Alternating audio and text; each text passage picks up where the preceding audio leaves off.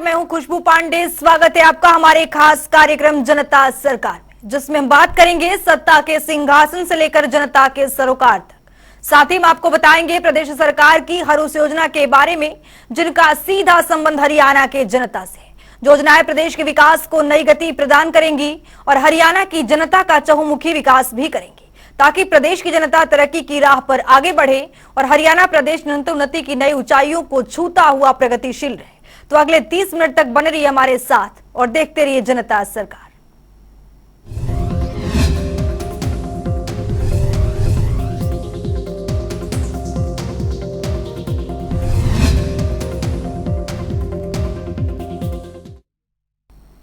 देश भर में मकर संक्रांति की धूम है। इस अवसर पर मुख्यमंत्री मनोहर लाल ने प्रदेश और देशवासियों को मकर संक्रांति की त्योहार पर हार्दिक बधाई और शुभकामनाएं दी है। रिपोर्ट देखिए।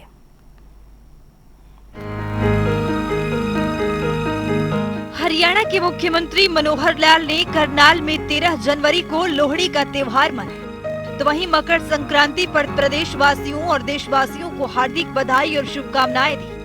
मुख्यमंत्री ने ट्वीट कर सबके सुख शांति समृद्धि व धन्य धान से परिपूर्ण होने की कामना की। सीएम ने ट्वीट कर कहा, समस्त देशवासियों को प्रकृति पूजन के पावन प्रतीक मकर संक्रांति की आत्मीय बधाई एवं शुभकामनाएं। यह उत्सव आप सभी के जीवन में सुख समृद्धि और रिद्धि सिद्धि लेकर आए, ऐसी सूर्य देव से प्रार्थना करता हूँ। मुख्यमंत्री ने कहा कि नव वर्ष का आगमन त्योहारों के साथ होता है, जिसे देश के विभिन्न भागों में अलग अलग नामों से मनाया जाता है। उत्तर भारत के राज्यों में से मकर संक्रांति के रूप में, तो वहीं दक्षिण भारत में से पोंगल और उत्तरी भारत राज्यों में से बिहू के रूप में, तो कई अन्य राज्यों में इसे गुड़ी पड़वा के रूप में मनाया जाता है। मुख्यमंत्री मनोहर लाल ने कहा कि ये त्योहार हमारी समग्र सांस्कृतिक धरोहर का अहम हिस्सा है और ये त्योहार देश के सांप्रदायिक सौहार्द और सांस्कृतिक ताने बाने को सुदृढ़ करते हैं। स्पेशल डेस्क जनता टीवी। हरियाणा की मनोहर सरकार प्रदेश के हित में कई बड़े और कड़े फैसले लेती रहती है, जिससे प्रदेश के नागरिकों का विकास हो सके। इसी कड़ी में मुख्यमंत्री मनोहर लाल ने शनिवार को ग्राम संरक्षकों से सीधा संवाद किया। इस दौरान मुख्यमंत्री मनोहर लाल ने अधिकारियों को निर्देश देते हुए कहा कि अधिकारी मौके पर जाकर कार्यों का आकलन कर सरकार का फीडबैक रिपोर्ट भेजें। इसके साथ ही मुख्यमंत्री मनोहर लाल ने 266 योग सहायकों को ऑनलाइन जॉब ऑफर भेजे हैं। रिपोर्ट देखिए। हरियाणा के मुख्यमंत्री मनोहर लाल ने ग्राम संरक्षक संवाद कार्यक्रम के तहत शनिवार को ऑडियो कॉन्फ्रेंसिंग के माध्यम से ग्राम संरक्षकों से संवाद किया। इस दौरान मुख्यमंत्री मनोहर लाल ने जमीनी स्तर पर गांवों में हो रहे कार्यों का मौका पर जाकर आकलन कर सरकार को फीडबैक रिपोर्ट भेजने के निर्देश दिए, ताकि विकास कार्यों से जुड़े संबंधित विभागों को इसकी जानकारी दी जा सके। अगर कहीं कोई कमी होगी तो उसमें जल्द सुधार किया जाएगा। मुख्यमंत्री मनोहर लाल ने कहा कि ग्राम संरक्षकों को गांवों को परिवार मानकर सेवा भाव से कार्य करना चाहिए। तीसरी बार आपस में बातचीत कर रहे हैं और कोशिश करूंगा कि हर महीने आप लोगों से एक बार बातचीत हो जाए। अब हम चूंकि एक ऐसे काम में लगे हैं, बहुत ही पवित्र, बहुत ही एक ऐसा मन को सुकून देने वाला, आनंद देने वाला ये काम है। हम आखिर एक सरकार के नाते से जिम्मेवारी का एक भाव रखते हैं और इस जिम्मेवारी के नाते हम समाज के साथ अधिक से अधिक अपना संबंध बना सकें, इस योजना के अंतर्गत ग्राम संरक्षक की योजना बनाई गई है। हम लोगों को बातचीत करते हुए कुछ काम बताए जाते रहे हैं और हम उन गांवों में जाकर उन सब कामों की समीक्षा करें, ये अपेक्षा होती है। वैसे सब काम सरकार के किसी न किसी विभाग के द्वारा किए जाने होते हैं, लेकिन अनुभव में आया है कि उन कामों को ज़मीन पर जो योजना बनती है वो उतरती नहीं है और अगर कहीं रिपोर्टिंग में आ भी जाता है तो भी वास्तविकता से वो अलग होता है। हम चाहते हैं कि सरकार के साथ जुड़े हुए जो प्रथम श्रेणी के जितने भी अधिकारी हैं, स्वयं जाकर के उन चीज़ों को अपनी आंखों से देखें और उसकी रिपोर्टिंग करें और उसके बाद सरकार जो है जहाँ कोई कमी है विभाग उस हिसाब से उस कमी को दूर करे, अपेक्षा ये है। मुख्यमंत्री मनोहर लाल ने लगभग 1.5 घंटे चले इस संवाद कार्यक्रम के दौरान सभी 22 जिलों के श्रेणी 1 के अधिकारी से उनके द्वारा निरीक्षण किए गए कार्यों की जानकारी ली। इस अवसर पर मुख्यमंत्री मनोहर लाल ने कहा कि विकास का रास्ता गांव से होकर जाता है। जब गांव का विकास होगा तभी प्रदेश का समुचित विकास सुनिश्चित होगा। इसीलिए संरक्षकों को विशेष रूप से गाँव में हो रहे विकास कार्यों का निरीक्षण करें। मुख्य रूप से पार्क एवं व्यायामशाला, आंगनबाड़ी केंद्रों, शिवधाम नवीनीकरण योजना के तहत शमशान घाट में 4 दीवारी, पानी की व्यवस्था, शेड और पक्का रास्ता कार्यों की समीक्षा कर रिपोर्ट पोर्टल पर अपलोड करें। दूसरा काम था शिवधाम योजना, अर्थात गांव-गांव में जो शमशान घाट हैं अथवा कब्रिस्तान है, बरियल ग्राउंड है, उन सब की देखभाल, उनका इंफ्रास्ट्रक्चर, अर्थात जाने के लिए वह रास्ता ठीक है कि नहीं है, कच्चा तो नहीं है, पक्का रास्ता होना चाहिए, पानी कीचड़ से नहीं भरा होना चाहिए। दूसरा, स्थान की 4 दीवारी बनी कि नहीं बनी है, अगर शमशान घाट है तो वहाँ शेड बने हैं कि नहीं बने हैं, ऐसी पीने के पानी की अथवा हाथ धोने के पानी की व्यवस्था वो वहाँ है कि नहीं है। इसके लिए सभी डिप्टी कमिश्नर्स को हमने कहा था कि अपने ज़िले के सभी इस प्रकार के जो स्थान हैं उनको उनका विकास ये सुनिश्चित करें। ये भी हमारे देखभाल का एक विषय होना चाहिए। ऐसे ही तीसरा था आंगनवाड़ी।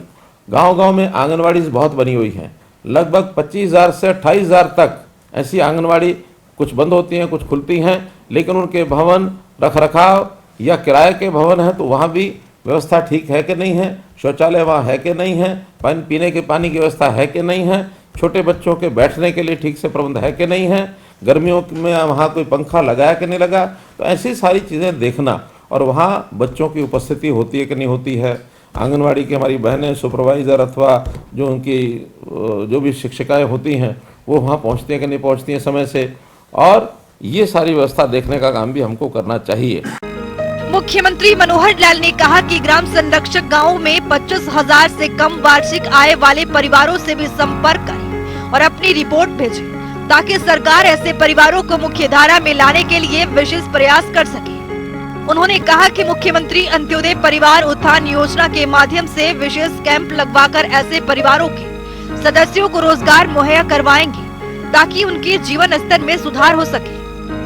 मुख्यमंत्री मनोहर लाल ने कहा कि वर्ष में कम से कम 6,000 बार ग्राम सभाओं की बैठकों का आयोजन होना चाहिए। ग्राम संरक्षक सरपंचों के साथ समन्वय स्थापित कर इन सभाओं का आयोजन कर ग्रामीणों को सरकार की अन्य योजनाओं से भी अवगत करवाएं और उन्हें जागरूक भी करें।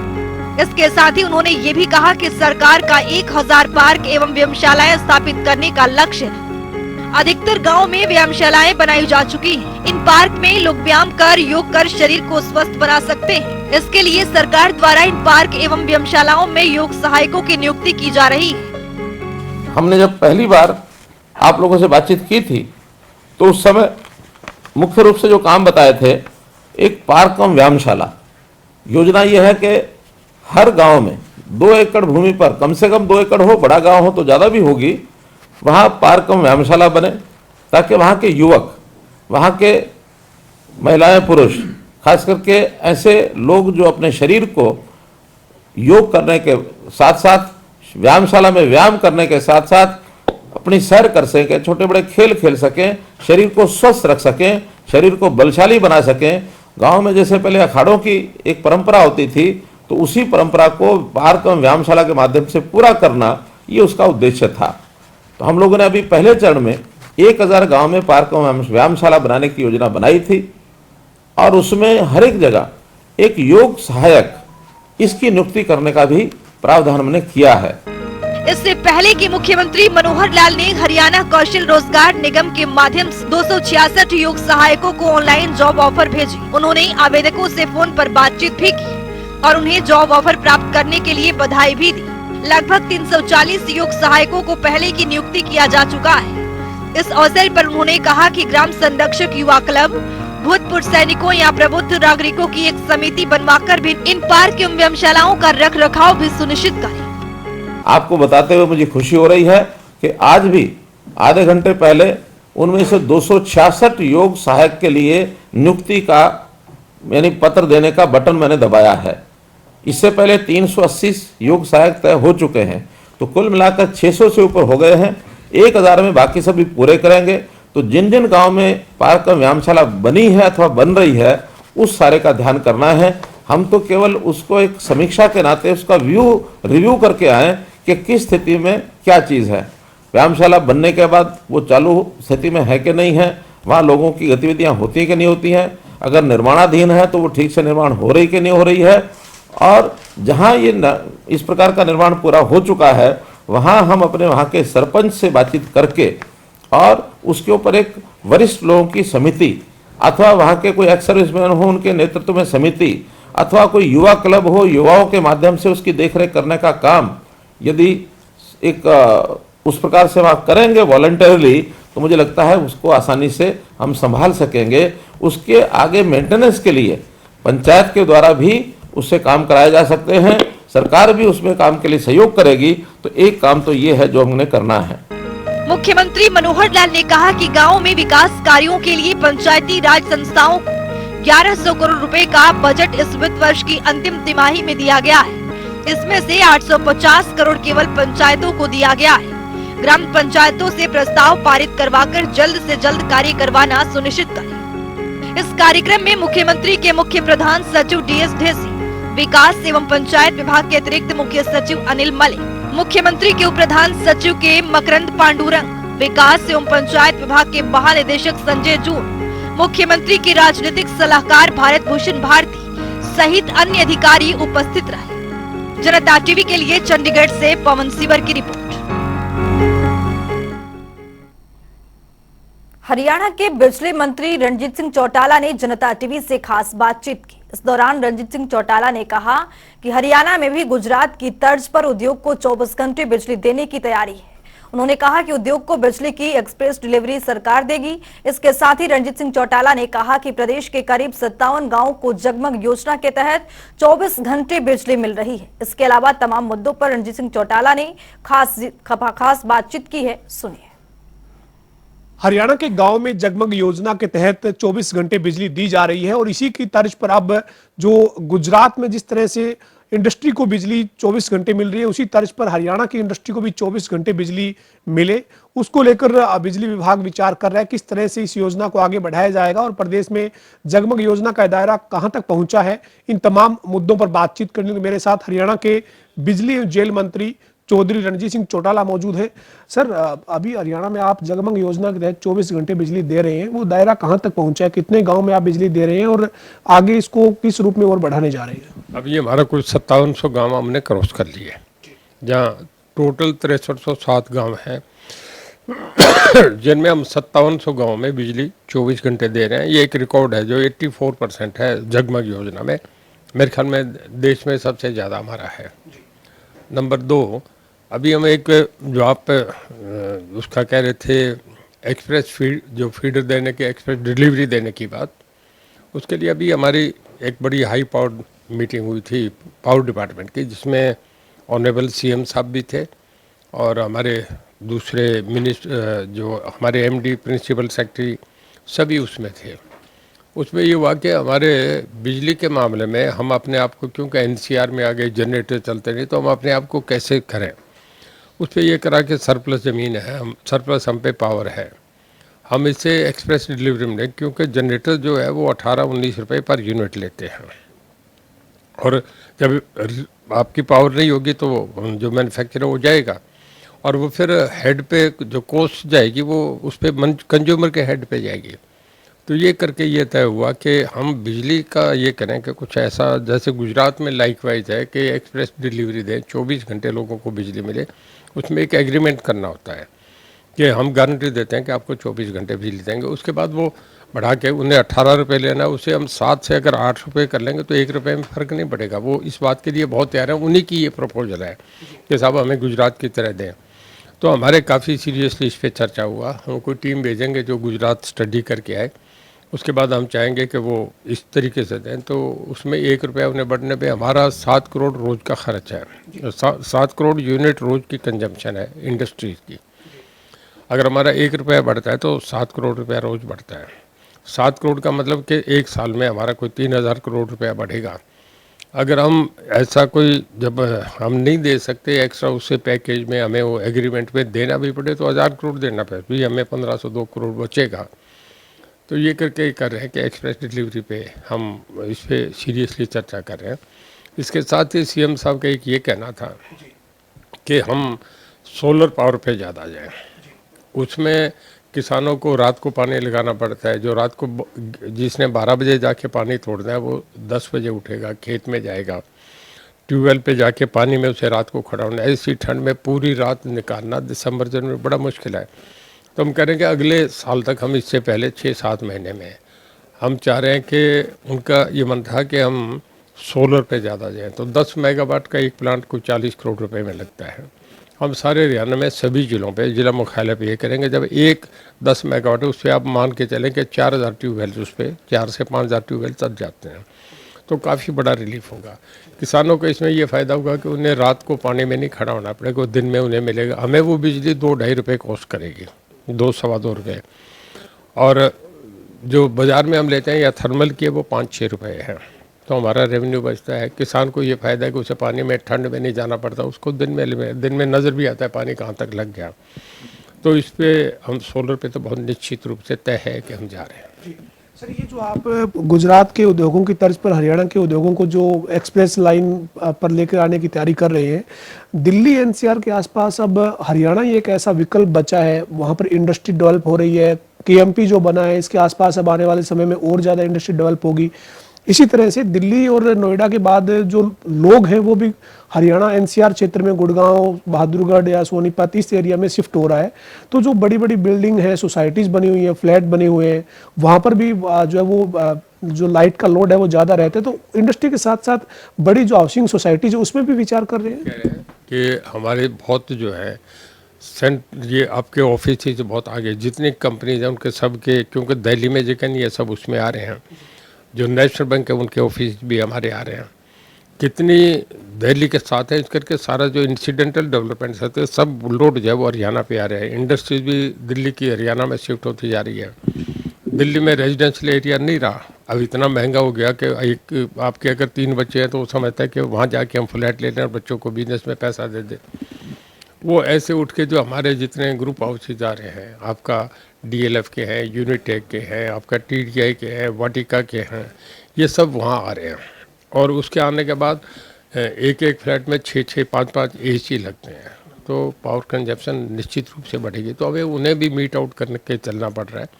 अब हमारा ये था कि सुप्रीम कोर्ट की गाइडलाइंस है, एनजीटी की गाइडलाइंस हैं कि आप नवंबर से लेके फरवरी तक ये पराली का पोल्यूशन का रहता है कि आप एनसीआर में जनरेटर्स बंद हैं। हमारे सब जनरेटर बंद होने के बाद भी हम मीट आउट कर रहे हैं, अब भी लोगों को पावर दे रहे हैं। तो ये जो हाउसिंग सोसाइटीज है सर, उनके अंदर भी एक्सप्रेस लाइन जैसे 24 घंटे बिजली, वहाँ जनरेटर लगे हुए हैं, 2-2, 3-3 जो हाउसिंग सोसाइटी के ग्रुप है उन्होंने जनरेटर लगाए हुए हैं। तो वहाँ पर भी इंडस्ट्री की तर्ज पर 24 घंटे बिजली मिले, ये सुनिश्चित करेंगे। देखिए, जब इंडस्ट्रीज को देंगे तो उससे भी सोच लेंगे। अभी जब ये मामला आएगा तब ये कोई मेरे ख्याल में वो तो बहुत कम है, बहुत थोड़ी इंडस्ट्री तो बहुत बड़ी बड़ी लग रही है। एक इंडस्ट्री पे 33 केवी का लोड रहता है, तो मेरे ख्याल में कुछ ज़्यादा दिक्कत नहीं है, इसको भी कंसिडर कर लिया जाएगा। अभी सर हमारे पास जो बिजली की उपलब्धता की अगर हम बात करें, चूंकि लोड लगातार बढ़ रहा है हरियाणा में, जैसे आपने जानकारी भी दी कि दिल्ली और नोएडा से जो है वो हरियाणा में अब बड़े बड़े कॉरपोरेट ऑफिस आ रहे हैं, उनके मुख्यालय हेडक्वार्टर जो है वो गुड़गांव या आसपास बन रहे हैं। तो लोड बढ़ रहा है, उसके हिसाब से हमारी उपलब्धता को बढ़ाने के लिए कोई नया पावर प्लांट या कोई और एग्रीमेंट परचेज का कुछ तैयारी कर रहे हैं सर? एक पावर प्लांट तो हमारा आ रहा है जो यमुनानगर में है, वो थर्मल का कुछ 850 मेगावाट का है। वो इस महीने से टेंडर हो जाएंगे, 1.5 साल में हम उसे वो एस्टेब्लिश हो जाएगा, कमीशन हो जाएगा। और 850 मेगावाट बहुत बड़ा होता है। और इसके बाद दूसरा हम अभी नहीं कर रहे कि थर्मल लगाने कोई दिक्कत नहीं, बस दिक्कत ये आती है कि हम एनसीआर में हैं। ये भी हम यमुनानगर लगा रहे हैं, हम पानीपत नहीं लगा सकते, सोनीपत, गुड़गांव, फरीदाबाद नहीं लगा सकते। तो पर इसमें हमारी मीट आउट हो जाएगी। बाकी हम सोलर पे बहुत डाइवर्सिफिकेशन हो रही है जी। पिछले खासतौर पर आपके कार्यकाल में जब से आप बिजली मंत्री हैं, वित्तीय स्थिति जो बिजली कंपनियां हैं उसकी कितनी बेहतर हुई है सर? देखिए, हमारे टोटल 47 डिस्कॉम कंपनीज हैं जो गवर्नमेंट ओन्ड हैं। हम 15-16 पे थे पायदान पे, आज हम 5वें और 6वें हैं। पहली चारों कंपनी गुजरात की है। अगर हम स्टेट वाइज हैं तो गुजरात के बाद हम नंबर 2 आते हैं। और सर ये जो है वो वित्तीय जो स्थिति है बिजली विभाग की, वो आप मानते हैं कि बेहतर हुई और लाइन लॉस जो है वो भी घटा है? लाइन लॉस के लिए अब क्या तैयारी है? पहले से बहुत कम हुआ है। उस पर हम साइमल्टेनियसली रेड करते हैं। 7 बार हुआ। उसके बाद क्या होता है कि जिसकी इंडस्ट्री में रेड होगा वो अपना कनेक्शन जोड़ेगा, जिसकी चोरी पकड़ी गई। हमने हर बार 3000 4000 चोरी पकड़ी है। तो उन्होंने अपने मीटर लगाए, हमें सिक्योरिटी उनकी आई, उनके मीटर का पैसा आया। उसके बाद जो रेगुलर पावर उनका कनेक्शन पे आ गया तो चोरी बंद हो गई, तो हमारी बिजली का रेवेन्यू मिलना शुरू हो गया। उनको देख के उनके साथ वाले डर के वो भी ज़रा इस पर आ गए। चोरियाँ बहुत घटी है। पहले ये लाइन लॉस जब कांग्रेस का टाइम था तो 31.17 था। आज ये घट के अब 13.5 है और हम अगले 2 साल में इसे 1 डिजिट पे ले आएंगे, 9 पे ले आएंगे। जी सर, ये जो आपने जब बिजली मंत्री का, ऊर्जा मंत्री के तौर पर जब आपने कार्यभार संभाला था, उस वक्त बहुत ज़्यादा ऐसी शिकायतें थी कि तारें लटकी हुई है, खंबे टेढ़े हैं या खंबे गिरने वाले हैं। आपने उसके बाद एक अभियान भी एक तरह से छेड़ दिया था कि हर जगह तारें जहाँ दिक्कतें वो बदली जाए, खंबे जो है वो ठीक किया जाए। तो अब ऐसी शिकायतों में कमी आई है सर? आप मानते हैं कि बहुत सारी चीज़ों का समाधान हो गया है? पहले से बहुत सुधार हुआ है, पर जब भी तारों का मामला ऐसा है कि जब हवाएं चलेंगी, मई जून में जब आंधी आती है, तूफान आते हैं, खंबे गिरते हैं, उस वक्त उन्हें खड़े भी करते हैं तो कुछ लाइनें लूज रह जाती हैं। फिर इसका ये है कि जब आप इसे करने लगेंगे तो मैनुअल है सारा, इसके लिए आप ऑटोमेटिक कुछ नहीं करते। जब आप ये बंद करेंगे तो बिजली पूरी व्यवस्था को बंद करना पड़ेगा, इसमें लोगों को भी एतराज़ होता है। तो हमें बड़ा सोच के इसमें टाइम निकाल के करने पर हमारा प्रयास बड़ा अच्छा है, बहुत कुछ इसमें हमें फ़ायदा हुआ है। बहुत शुक्रिया से बातचीत करने सर। हमारे साथ हरियाणा के ऊर्जा मंत्री चौधरी रणजीत सिंह चौटाला थे, जिन्होंने बिजली को लेकर तमाम जो कदम उठाए गए उनकी जानकारी दी है। हरियाणा में पिछले 3-3.5 साल में खासतौर पर जो बिजली को लेकर काम हुआ है उसकी जानकारी। इनका ये कहना है कि गुरुग्राम और दिल्ली एनसीआर के आसपास जिस तरीके से दबाव बढ़ रहा है इंडस्ट्री का या बड़े बड़े कॉर्पोरेट ऑफिस का, उसके चलते अब गुजरात की तर्ज पर हरियाणा में भी इंडस्ट्री को 24 घंटे बिजली मिले, इसको लेकर योजना बनाई जा रही है और इसके ऊपर मंथन कर रही है सरकार। सरकार ने सैद्धांतिक तौर पर फैसला ले लिया है, लेकिन इसको जल्द इंप्लीमेंट भी किया जाएगा। वीडियो जर्नलिस्ट विजेंद्र सिंह के साथ पवन सिंह, जनता टीवी, चंडीगढ़। तो चलिए अब खबरों में आगे बढ़ते हैं। हरियाणा के मुख्यमंत्री मनोहर लाल के नेतृत्व में प्रदेश में नागरिकों की सुरक्षा के लिए कई बड़े और कड़े फैसले लिए जा रहे हैं ताकि प्रदेश में नागरिकों को कोई भी दिक्कत ना हो। इसी कड़ी में मनोहर सरकार ने नागरिकों से आग्रह किया है कि सड़क सुरक्षा में सहयोग करें। चलिए ग्राफिक्स के जरिए समझते हैं। वाहनों पर रिफ्लेक्टर टेप और रिफ्लेक्टर लगाने का अभियान मनोहर सरकार की ओर से शुरू किया गया है। वहीं वाहनों को हमेशा हेलमेट पहनकर और सीट बेल्ट लगाकर चलाएं। सड़क पर चल रहे जुगाड़ वाहनों का जब्त करें। मनोहर सरकार की ओर से ये एक बहुत बड़ा फैसला लिया गया है। लेन ड्राइविंग और रॉन्ग साइड ड्राइविंग से बचें। वाहन को उचित जगह ही पार्क करें। सड़क सुरक्षा को लेकर मनोहर सरकार का ये बड़ा फैसला है।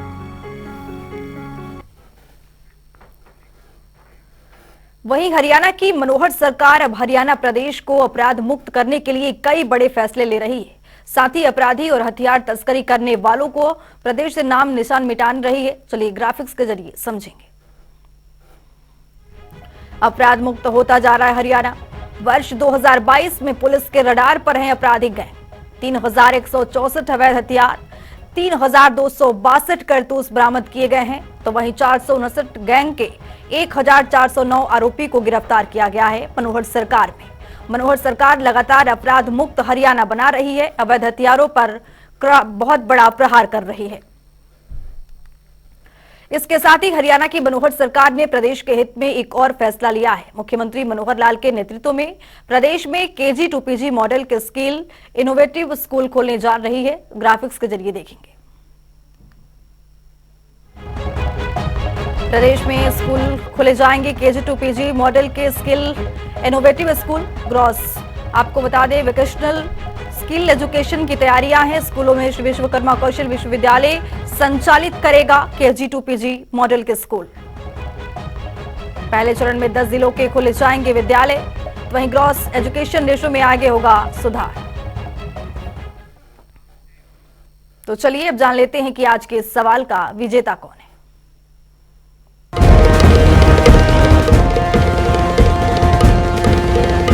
तो बात अब आज के विजेता की पूछते हैं। सही जवाब देने वाले के नाम और तस्वीर अपने टेलीविजन स्क्रीन पर दिखाते हैं, साथ ही उसको उपहार भी देते हैं। तो चलिए अब जान लेते हैं कि कल का हमारा सवाल क्या था और कौन है इसका विजेता। कल का हमारा सवाल था विकलांगता पेंशन योजना की शुरुआत कब की गई थी। इसका सही जवाब है बी 2023। ढेरों जवाब आए, लेकिन आज के हमारे विजेता हैं फरीदाबाद से राज कौशिक। राज, आपको बहुत बहुत बधाई। तो फिर पूछेंगे आज का सवाल, देखते रहिए जनता टीवी।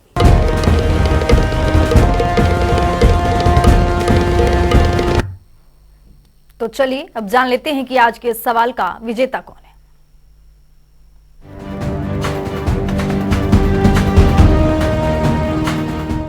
हर रोज की तरह हाजिर हूं आज का सवाल लेकर। जैसा कि आप जानते हैं, हर रोज एक नया सवाल पूछते हैं और सही जवाब देने वाले के नाम और तस्वीर अपने टेलीविजन स्क्रीन पर दिखाते हैं, साथ ही उसको उपहार भी देते हैं। तो चलिए अब नजर डालते हैं आज के सवाल पर। हरियाणा कन्यादान योजना की शुरुआत कब की गई थी? ए साल 2023, बी साल 2021, सी साल 2014, डी साल 2016। तो दीजिए सही जवाब और बनिए विजेता।